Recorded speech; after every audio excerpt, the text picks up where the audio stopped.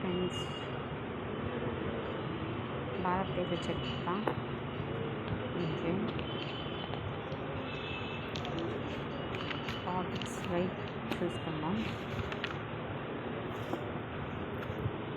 Topics గురించి చెప్తున్నా ముందు.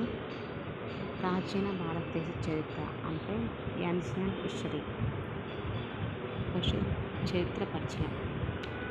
తర్వాత సింధు నాగరికత టాపిక్స్, వేద నాగరికత, జ్ఞానోదయ యుగం, మహాజ్ఞానపదాలు అంటే 16 ఉంటాయి.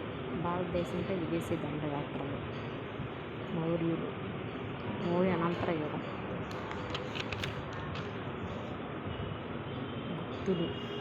గుప్తుల అనంతర యుగం, దక్షిణ భారతదేశ రాజ్యాలు, రాష్ట్రకూటులు.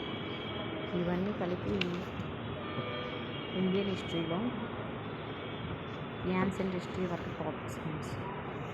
మిడివల్ హిస్టరీ గురించి తర్వాత దాంట్లో చెప్తాను. సరే, బై ఫ్రెండ్స్.